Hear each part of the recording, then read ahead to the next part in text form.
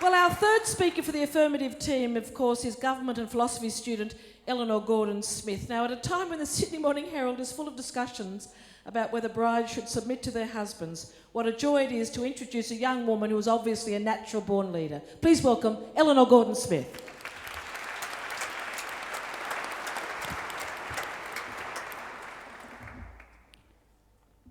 Ladies and gentlemen, first let me say what an unadulterated honour it is to be standing here opposite Michael Spence, an erudite scholar and a wonderful entertainer.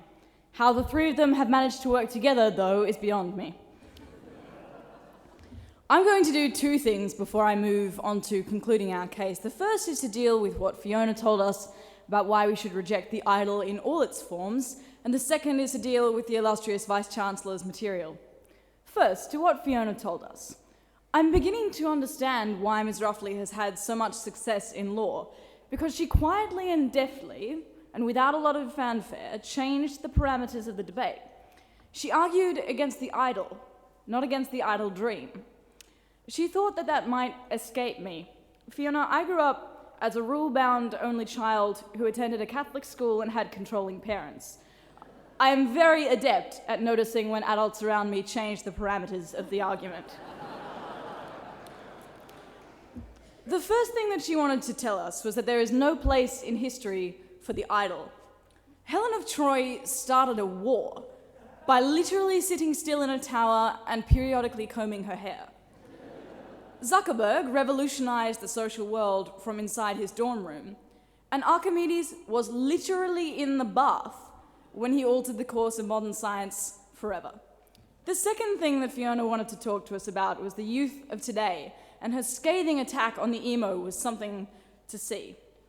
But Fiona, and for that matter, Mrs. Spence, there haven't been side-fringed Doc Marten-wearing 14-year-olds on the town hall steps in about 6 years. And a mind that thinks that there are is a hashtag old mind that Googled youth before arriving. Finally, Fiona accused us of being falsely nostalgic for the romantics. Fiona, we live and breathe that dream. I'm a philosophy major, so more or less what I do for assessments and at the mid-sems is drink cognac in a bathtub at midday.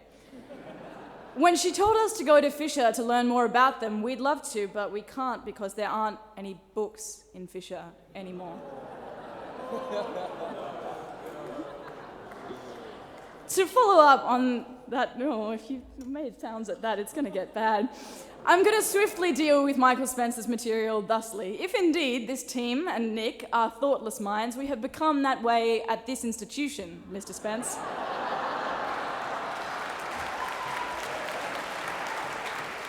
Gaze upon your work, ye mighty, and despair. I'm going to be the final person on our team to try to convince you that our side of the topic is correct. And as is too often the case in academia and the writings of the 20-somethings, we have had inconsistent and often conflicting reasons for the same conclusion. But I want you to believe that the conclusion is still right. The argument that I'm going to pursue, and I won't flag the acrostic poem, but trust me, it's in here, is that we should pursue idle dreams because in a dream's embryonic stage, it's very difficult to tell if a dream is idle or achievable. Neil Armstrong died this week, a man who is surely a living altar to achieving the unachievable. A man who was told to pay more attention in class, and who, if quizzed on his dreams as a child, would surely have been charged with idly fantasizing. Thomas Edison is similarly a man who knew a thing or two about dreams. He is credited with being one of the most inventive men in history and is the reason that we stand here under electric light. But Edison's first dreams were disastrous. He once killed an elephant. He accidentally gave himself a tattoo, 5 dots, on his left bicep. And the chairman of a panel at Congress said of his first invention, if there is any invention on Earth that we do not want down here, that is it. But whether they seemed idle or otherwise, these men pursued dreams of one sort or another, and we are better for it. We should pursue idle dreams because when one first appears, it can be hard to tell if it is achievable or idle. Walking on the moon, inventing the light bulb, or even, and this is where I want to spend the vast bulk of my time tonight, making a university great.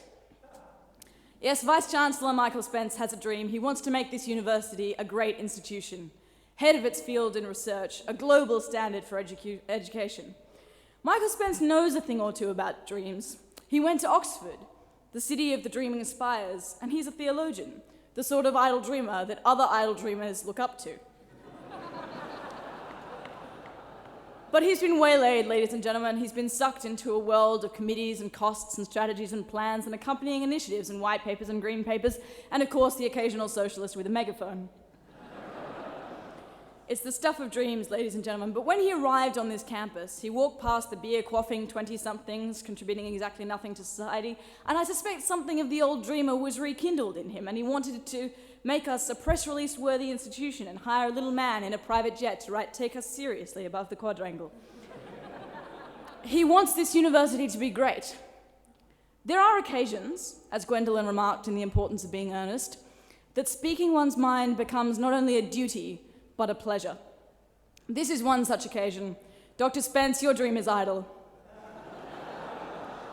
Where we stand tonight is a chapel to idle ambition. We stand in the Great Hall, surrounded by stained glass windows. The western one represents Oxford University, and the eastern represents Cambridge. That is the tertiary education equivalent of sticking up a poster of Jessica Alba in your bedroom as motivation to work out. This is a university that uses Twitter to announce that the internet is down.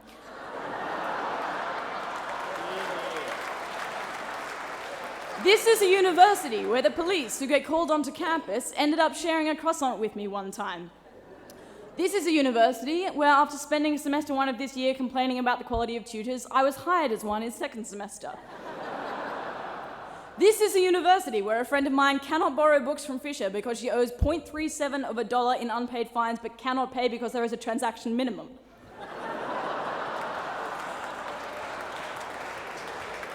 It is a noble aim, Reverend Spence, to make this place noble. In fact, one of Michael Spence's ambitions was to turn us into a top research institution.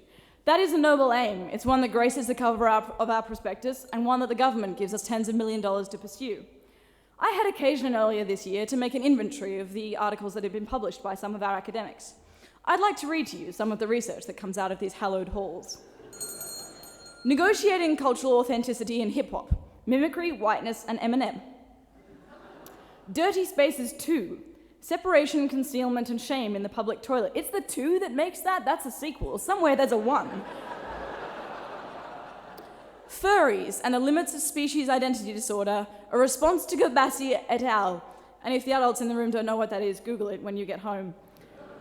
An Absence of Anything, the Science of Wholes, Pathology in the 100-Acre Wood, a neurodevelopmental perspective on A.A. Milne. Perhaps it's not an idle dream. Perhaps one day we will be a great institution. We have, after all, just invested several $100 million in an obesity centre. Lifestyle diseases centre. So basically, we just spent several $100 million trying to answer the question why people get fat when they eat McDonald's.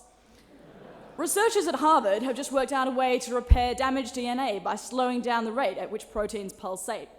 MIT has an artificial wind tunnel that allows students to replicate the model of the Earth's boundary layer. Stanford researchers have designed a robot that knows how to surf and track sharks. And we have busied ourselves with finding out why the human body obeys the laws of thermodynamics. Being a top 10 research university is an idle dream, perhaps, Dr. Spence, but it's one that your own white paper would suggest is one worth pursuing. Mr. Speaker, distinguished guests, the dream lives on in Michael Spence. An idle dream, but one that we should and do pursue. He has proven our case, and for that I thank him.